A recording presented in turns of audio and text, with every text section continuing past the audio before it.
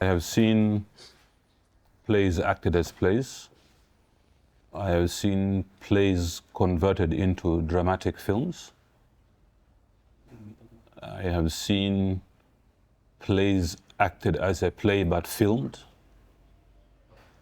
on stage, and I've seen plays acted as a play but filmed on a set, which is slightly different from a stage, as you know.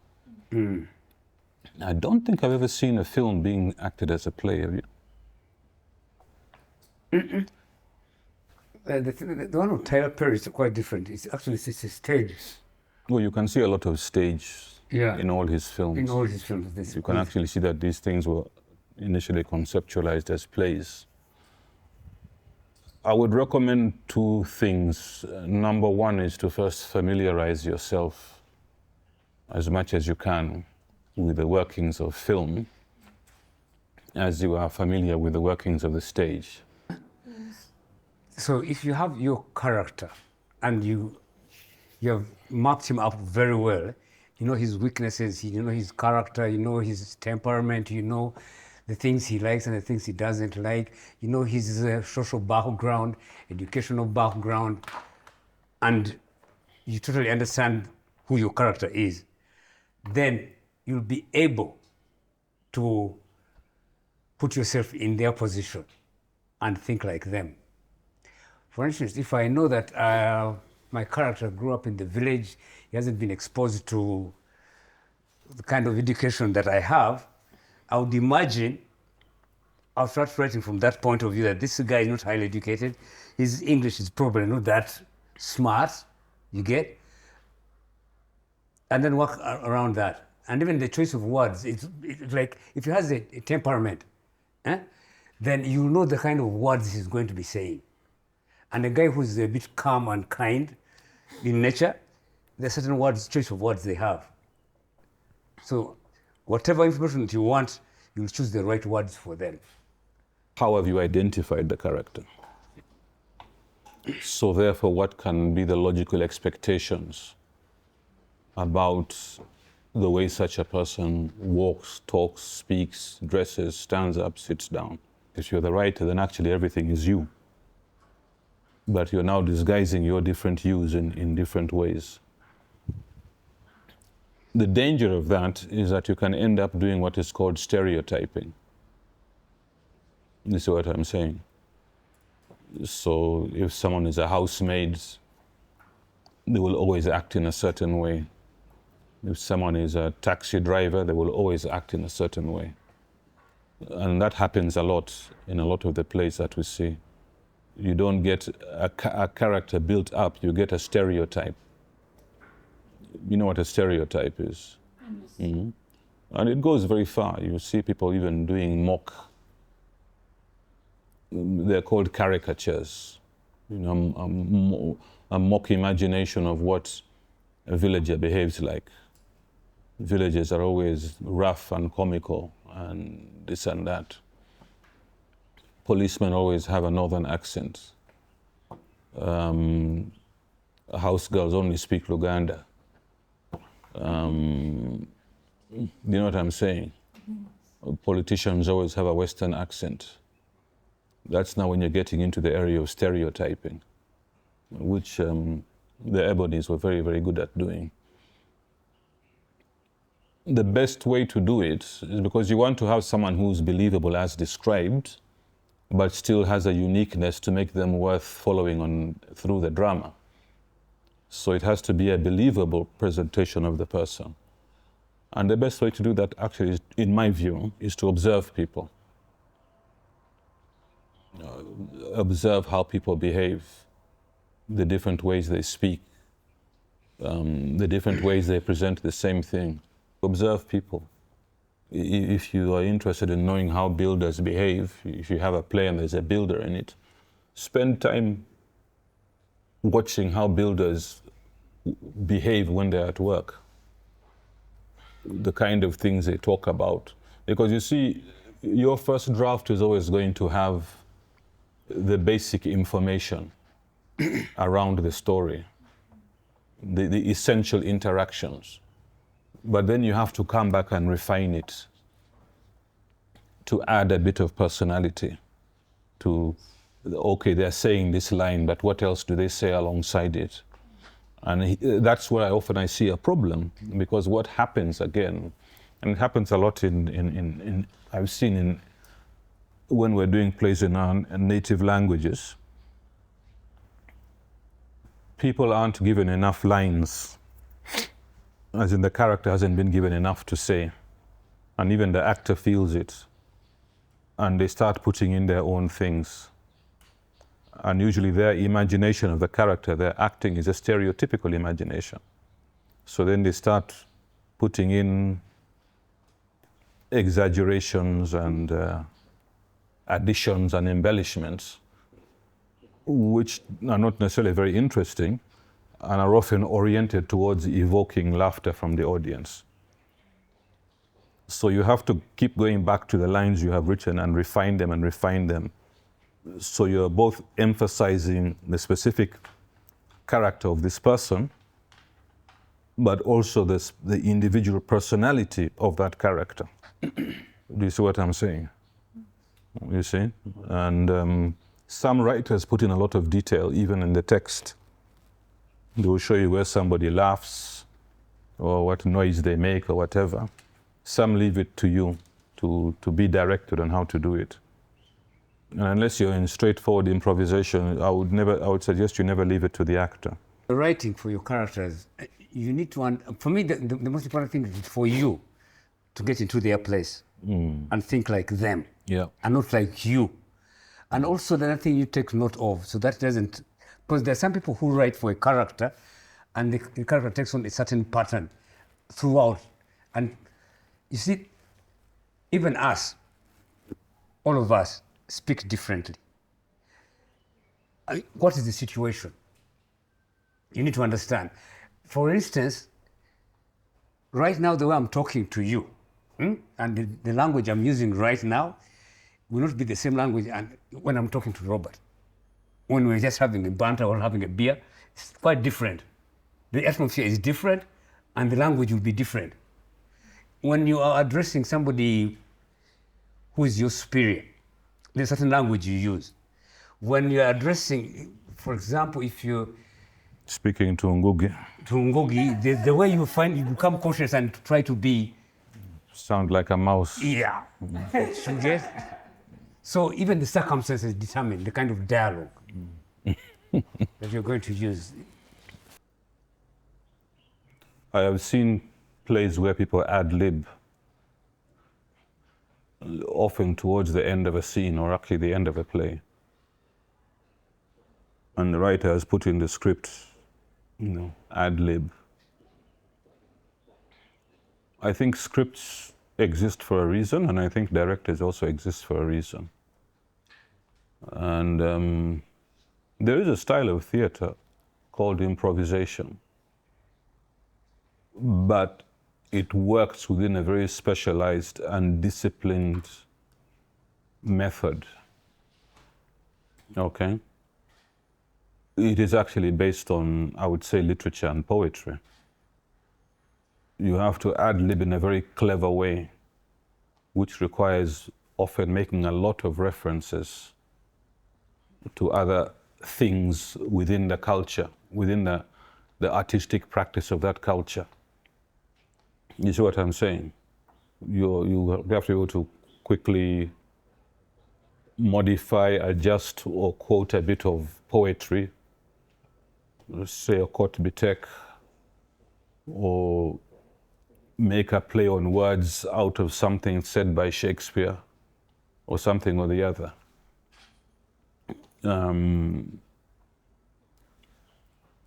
experimentally enrich the performance within the context of improvisation. Because in improvisation, they simply give you a scene and say, now, how do you handle it? This is happening. How would you handle it? And it started in life as a form of training actors to help build characterizations, amongst other things, and also to help to manage to know what to do when something goes wrong on stage, like somebody freezes up or forgets their lines or drops something heavy on their foot and can't speak for 10 seconds because they want to scream or something of the sort. Ad-lib, in terms of what I've seen being done here, I very, very, very, very strongly discourage it myself. Okay? Just get a good script and learn it and act it. Okay? If you think that the actor missed things out in writing the script, either don't use, rather the writer, don't use that writer's script or write your own script. But don't get somebody's script and start thinking you can improve it there and then. I really don't encourage it because it has led to a lot of, it's led to a lot of bad stage practice, in my personal opinion. Here's the thing about ad-libbing, which I feel is a little bit unsettling. It's because when you ad-lib, remember that acting is very collaborative. It's a give and take. Huh? So what are you doing to your fellow actor? If you're going to ad-lib a line that they're not even prepared for, it might disorganize what they're prepared for.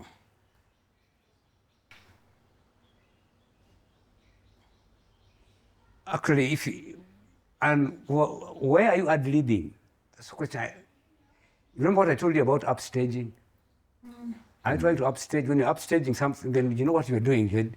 You're distracting, basically. And then when you're distracting your characters or the other actors, then basically you're ruining the play. Hollywood is not the oldest film industry in the world. The first place to have a city with a section dedicated to simply making films was in Mexico. Okay? The country called Mexico. And some of the people who you may have seen in your lives as big Hollywood stars are actually Mexicans who emigrated to America when the American film industry started, learned English, changed their names, and started acting as white people. And that tradition continues. Like, if you know of an actor called Charlie Sheen, his father is Mexican. His father was also a famous actor.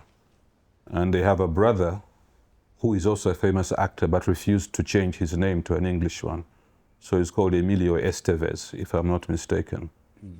All right? Now leave that aside. The biggest film industry in the world, as was at a certain point, I don't know the statistics now, again was not Hollywood, it was Bollywood. It became the biggest one in terms of the sheer volume of films produced per year, okay?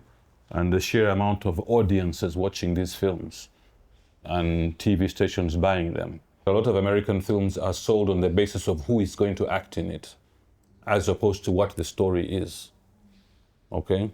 So you're going to look at somebody because they're handsome, or they're beautiful, or they have a tendency to take their clothes off, okay?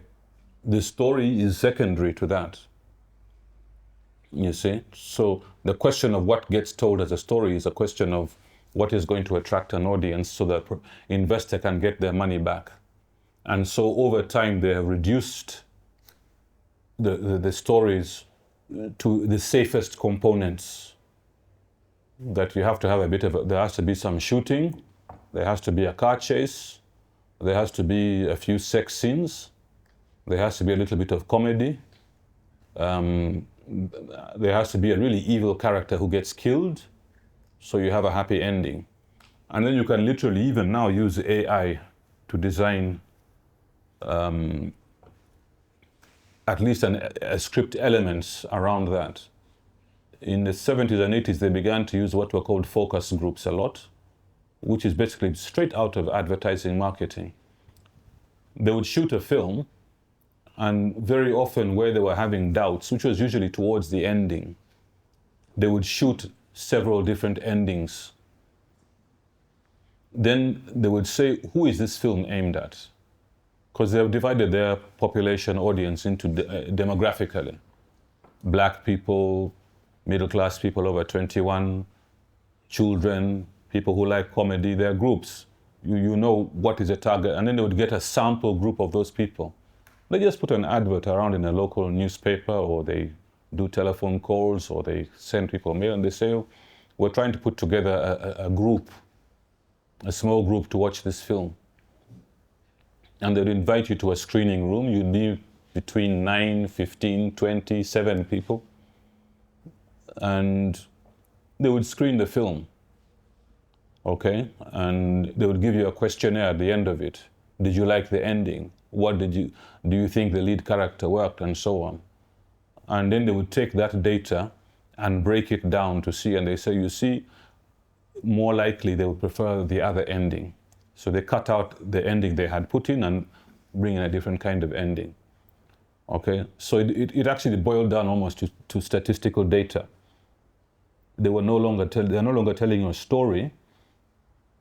They're giving you a sequence of events that is going to hold your attention long enough for you to say it's a good story. I am not saying it's a bad method of doing something or a good one. It's not a method I would use.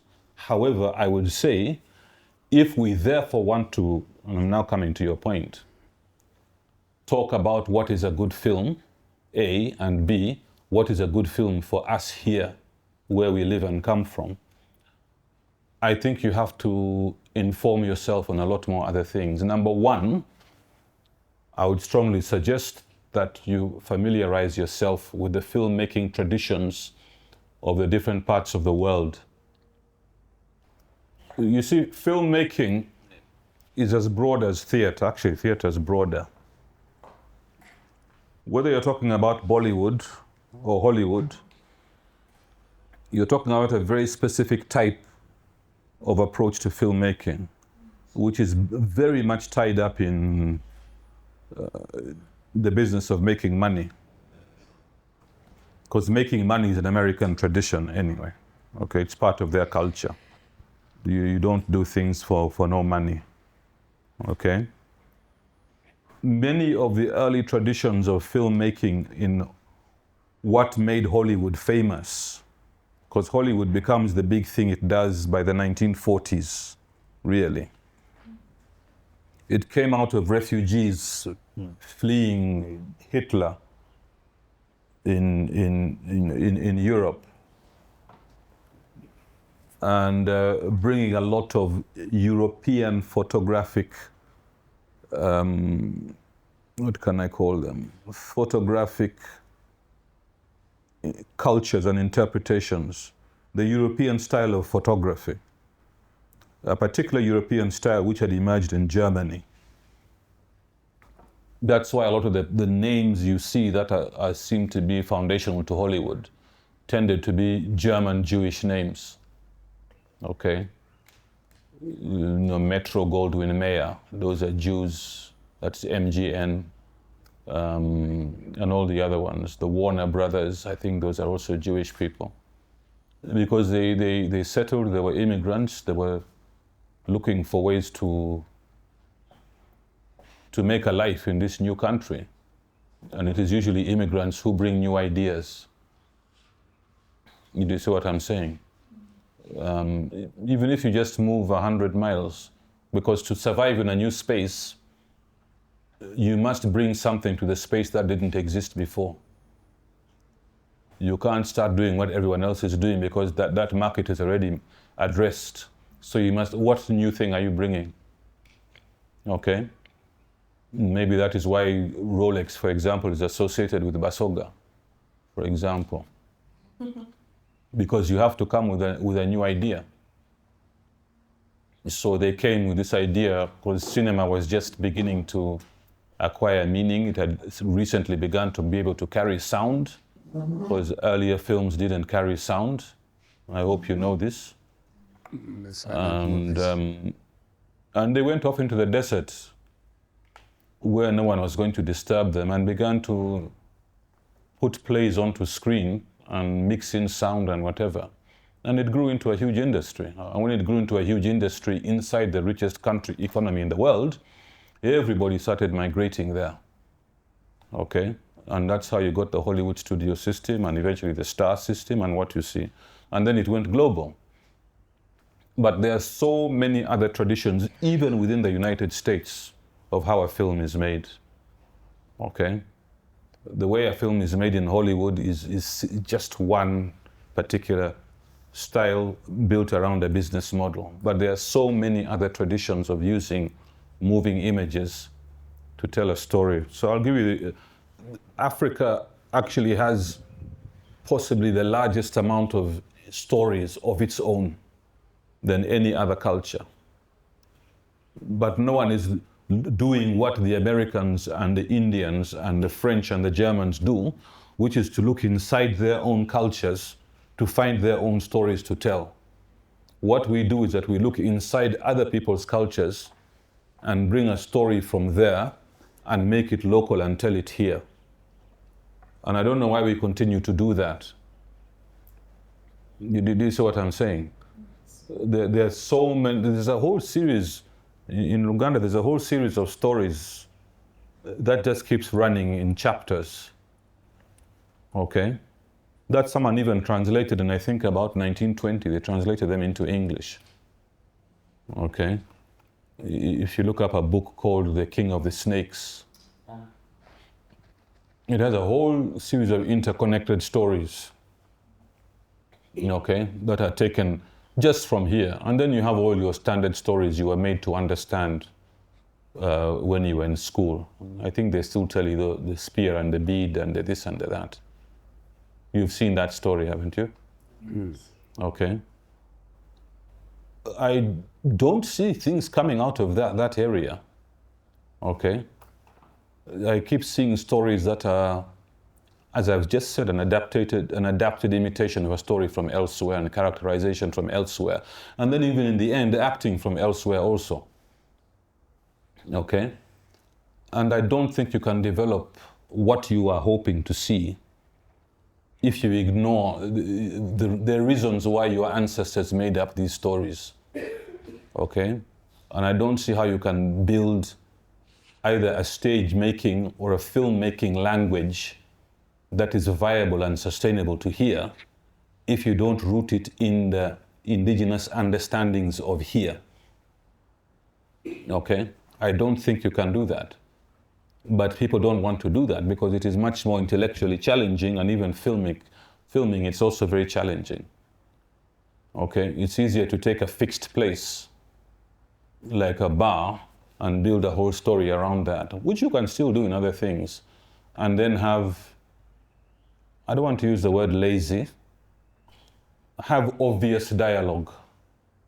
Because what I notice about these things is that the dialogue is obvious.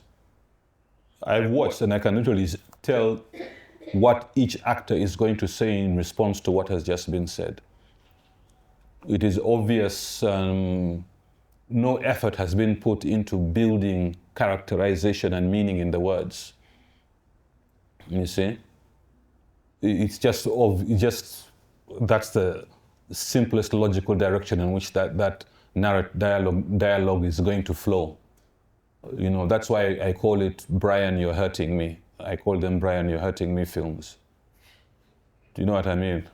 No. Because if two people are arguing and the woman tries to walk away and the man grabs her by the arm, she will always say, Brian or Eric or whoever, you're hurting me. I think you've seen it enough times. Which is taken very directly from a certain type of American film. I saw it a lot in American films, especially made for teenagers. So I call them all Brian, You're Hurting Me film.